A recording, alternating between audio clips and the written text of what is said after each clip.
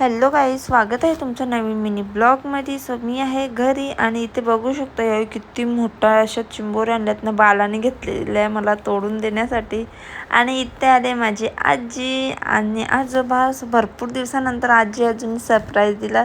So त्यांना बाबूची आणि दीदीची आठवण आली, त्यामुळं दोघंजणं आलती. आणि आमचा आजू जास्ती कुठे जात नाही, सो कधी पण आला तरी तो भाजवलाच येतो. आणि इथे आलेले आहे जनगणना करायला मॅडम.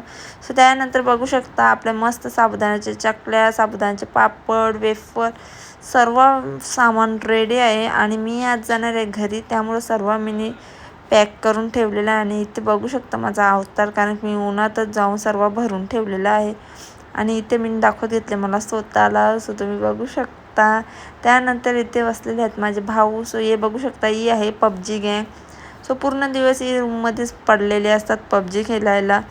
त्यानंतर त्यांच्या जोडला माझी दीदीसुद्धा आहे आणि दीदीची अख्खा दिवस तोंडाची मशीन चालूच असते. आणि यो आहे राज.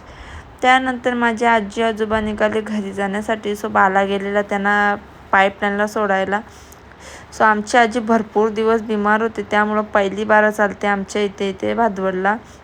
आणि तिला बरा नसतो, त्यामुळं आजू आलेला सोबत. सो त्यांना आजी आजूला मी बाय केला.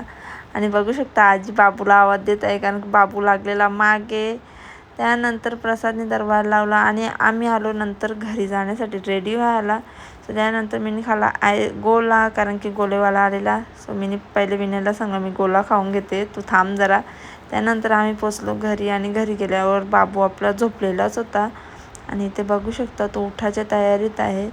आणि बाबूला मस्तपैकी झोप वगैरे त्याने घेतलेली आहे. आणि बघू शकता संध्याकाळी रात्री गेली आमची लाईट. सो यावेळी गेलेली लाईट बनवासाठी. आणि पूर्ण अंधेरा झालेला, आमचीच लाईट गेलेली, बाकी सर्वांची होती. आणि इथे बघू शकता सर्व इकडं लाईट आहे ना, आमचीच नाही. सो चला आजच्या मिनी ब्लॉगचा इथेच करते. कमेंट करून नक्की सांगा कसा वाटला ते. Bye bye.